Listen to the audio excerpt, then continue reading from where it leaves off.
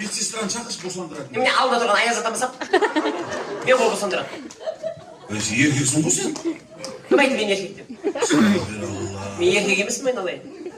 Мен акушер гинеколог Руслан деген врачпын айналайын. Сен жерде менсінбей тұрсың ғой? Сен туғызбақшысың ба сонда?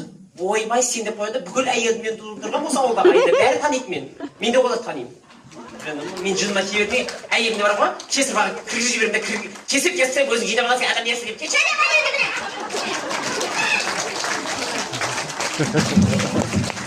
Әйелім көрейін деп қалды. Шәңгәммен шубан айтқаннан өзге дейді, я? Құдай қалса, бәрі дұрыс болып кетті. Әулиедің қоңырау? Әулиебек қа? Кім? Мен ғой? Екі ұл туды. Менің әйелім екі ұл туды?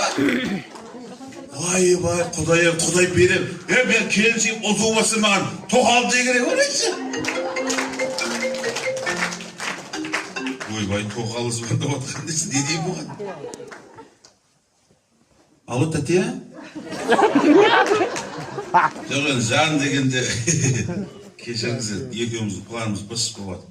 Самағат вообще декабрьде үйленбе дейді. Праздник көп, той өзін жаба алмай қалады деп жатыр. Немене білесіз маған? Өзің келіншегің туды туатын ұлды. Тумай ақ та қоя, баре. Әулиебек қа? Мен ғой? Екі ұл туды.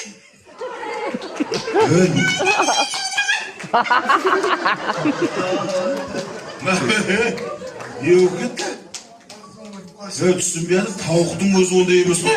3 минуттың ішінде 4-ге туып тастай салды елім. Келсеңіз босанды ма? Я екі ұл туды дейді. Тағыстысам екі ұл туды дейді. Маған да жоқ уақыт я. Я жолдан ешкімді көрмедің ба? Мен енді кеше келдік, бүгін босанатын шығар деп. Күтіп отырмыз. Ойбай, көке! Көке, беріңіз, көке! Ояға кіруге болмайды ғой? Электрик құса ұрып барасыз ғой аяқары.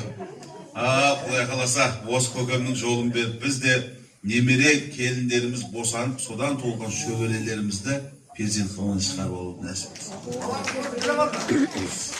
Жолыңыз берсін, көке. Бала емес, өзімдікі ғой.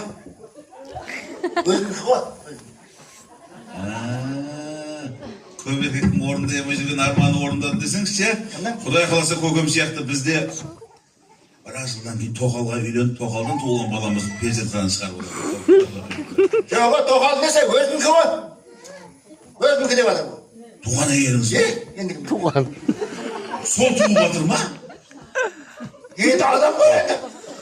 Туып жатыр.